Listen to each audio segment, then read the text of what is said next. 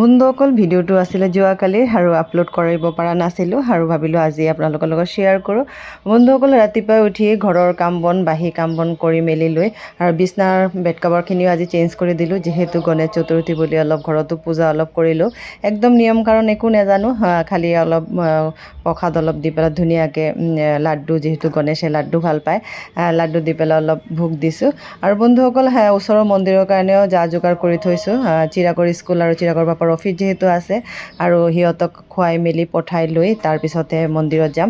আৰু বন্ধুসকল চিৰাগক চয়াবিন আলু ধুনীয়াকৈ চব্জি অলপ বনাই পেলাই তাৰ ৰোলৰ নিচিনা বনাই দিলোঁ।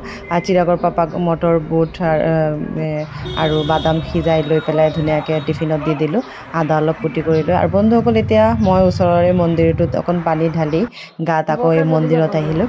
আৰু বন্ধুসকল ইয়াতে আহি পেলাই আৰু ধূপ চাকি জ্বলাই প্ৰসাদ ভোগো দিলোঁ। আৰু লগতে ইয়াতো যিহেতু হোম হৈ আছে, তাৰপিছত অঞ্জলি হ'ব আৰু এতিয়া আমি ধুনীয়াকৈ অঞ্জলিও লৈ ল'লোঁ।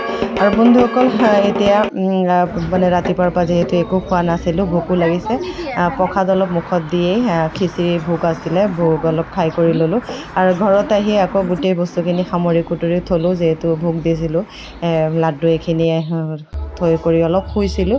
আৰু বন্ধুসকল তাৰ মাজতে চিৰাগো স্কুলৰ পৰা আহি পালেহি, তাকো খুৱাই মেলি অকণ তাক লৈ পেলাই অকণ বিচনাত শুইছিলোঁ।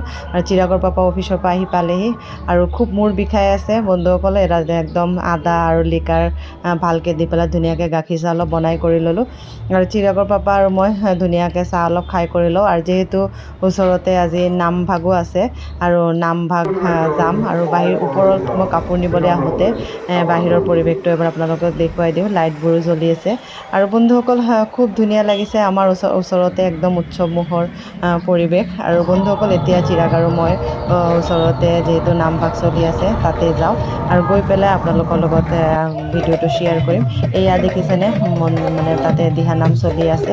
আৰু বন্ধুসকল তাৰ মাজতে ওচৰতো আৰু এখন পূজা আছে, সেই পূজাটোতো অলপ গ'লোঁ, গৈ পেলাই ভগৱানক অলপ গণেশক অলপ দৰ্শন কৰিলোঁ, খুব ভাল লাগিছে।